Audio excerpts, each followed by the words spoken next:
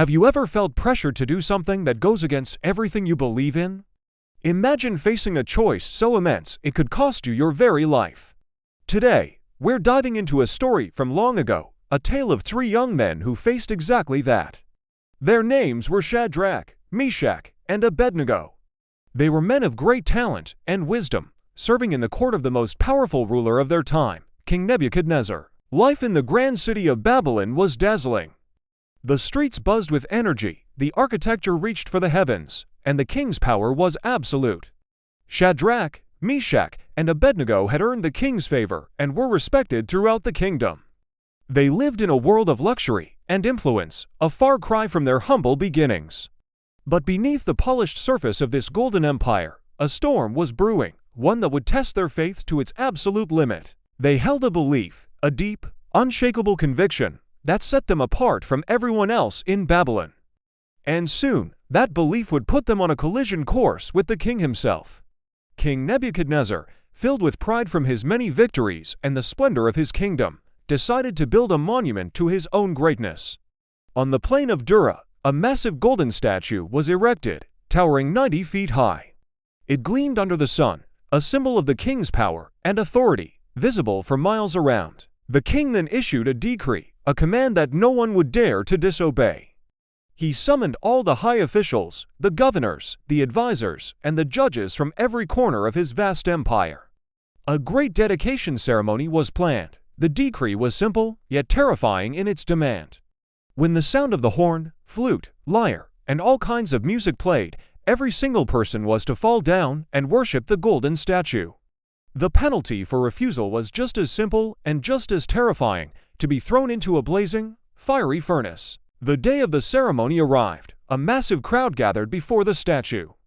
The air was thick with anticipation. Shadrach, Meshach, and Abednego stood among the officials, their hearts heavy. They knew what was coming.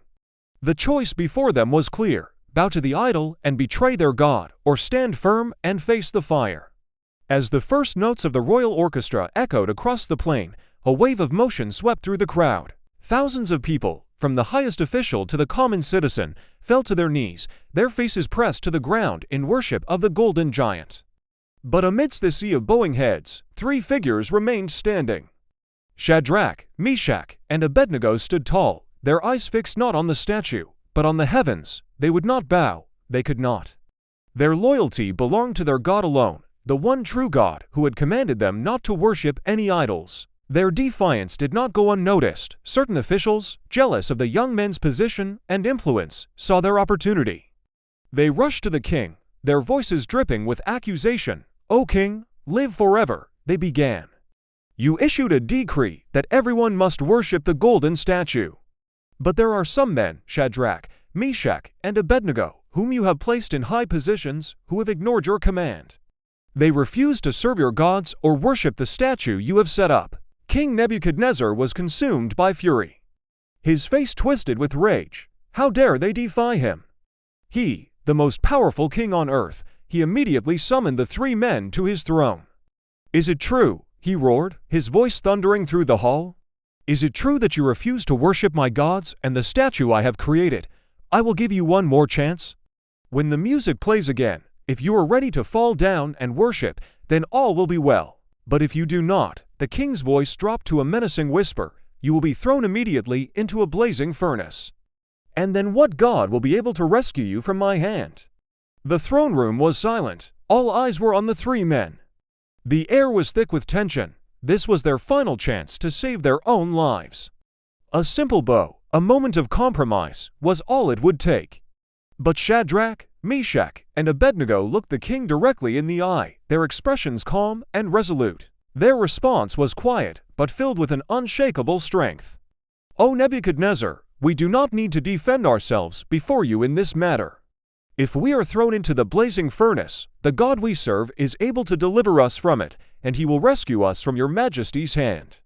But even if he does not, we want you to know, your majesty, that we will not serve your gods or worship the golden statue you have set up." The king's rage exploded.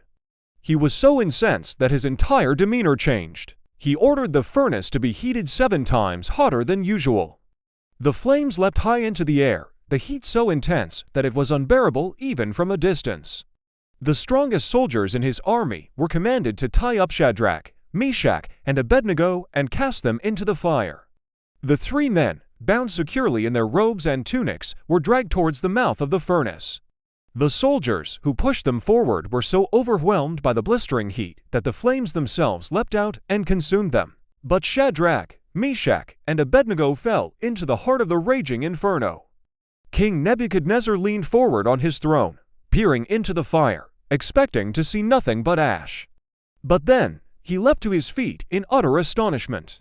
His face was pale with shock and confusion. He turned to his advisors. "Weren't there 3 men that we tied up and threw into the fire?" he asked, his voice trembling. "Certainly, Your Majesty," they replied. The king's eyes widened. "Look," he shouted, pointing a shaky finger at the furnace. "I see 4 men walking around in the fire, unbound and unharmed, and the 4th looks like a son of the gods." Inside the furnace, an incredible miracle was taking place. The fire that had consumed the king's mighty soldiers didn't even singe the clothes of the 3 faithful men. The ropes that had bound them were burned away, but they themselves were completely untouched. They walked freely amidst the flames, not alone, but with a 4th figure, a celestial being whose presence radiated peace and protection. They were in the heart of the fire, yet they were safe. The fire had no power over them. Nebuchadnezzar, humbled and awestruck, approached the opening of the furnace. He could feel the intense heat, yet he saw the impossible. "Shadrach, Meshach, and Abednego, servants of the Most High God," he called out, his voice filled with reverence. "Come out, come here." The 3 men walked out of the furnace. A crowd of officials gathered around them, examining them in disbelief. Not a hair on their heads was singed, their robes were not scorched, and there was not even the smell of smoke on them. They had walked through fire and emerged without a single mark. The king was profoundly changed. He had witnessed a power far greater than his own.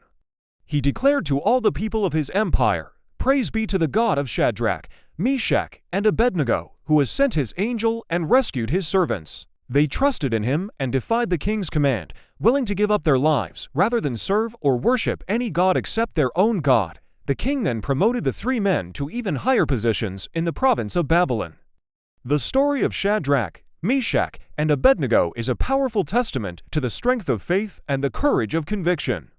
They faced an impossible choice and stood firm, trusting in their God, even when it seemed like there was no hope. Their story reminds us that even in our darkest moments, in the fiery trials of our own lives, we are never truly alone. True courage isn't the absence of fear.